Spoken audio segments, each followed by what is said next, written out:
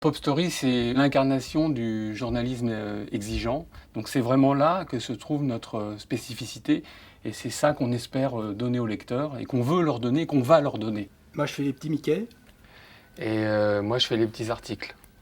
Ah non, toi, t'es le chef d'orchestre. Oui, mais j'ai écrit aussi les articles. Ouais, d'accord. Je vous présente Sylvie Baumel, c'est notre journaliste de choc. On pourrait dire un duo Thelma et Louise. Ça Oui, pourrait c'est marcher, bien ça. Ça pourrait C'est marcher bien, comme Thelma ça. et Louise. Thelma et Louise. Bon, alors moi, je vous présente Caroline, c'est notre directrice artistique, aux côtés de laquelle j'ai lutté pour la couverture. Donc, si vous la trouvez pas bien, c'est de notre faute. C'est un journal qui est fait pour être lu, pour être dévoré. Il se lit comme un roman policier, comme un roman de gare, un roman d'amour. C'est une série de 12 histoires avec 12 personnages et dont on suit les moments forts, les moments romanesques de leur existence. Tout ce qui est ici a été fait maison.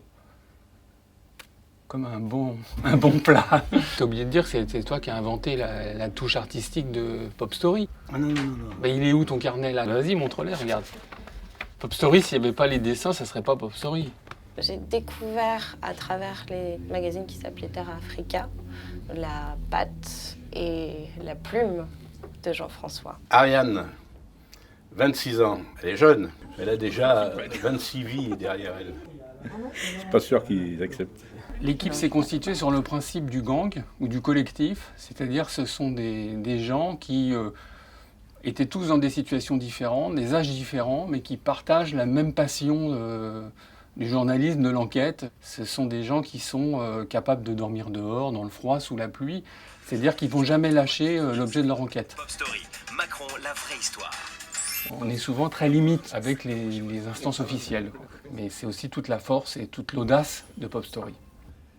Était rentré au cœur des personnages avec Agnès Salle, personnage auquel on s'est attaché du début jusqu'à la fin. On la déteste et on l'aime au final. Voilà.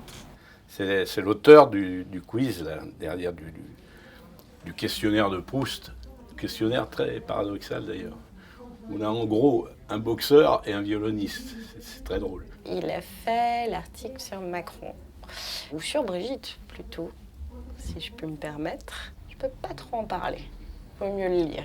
Une chose dont on a bénéficié pendant tout le moment de fabrication de ce numéro, c'est l'indépendance.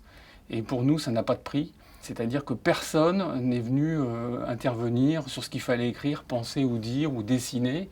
Et on a eu une totale liberté, qu'on paye le prix qu'il faut payer. C'est-à-dire qu'il y a eu beaucoup d'engagement, y compris matériel, de tout le monde pour réaliser ce journal.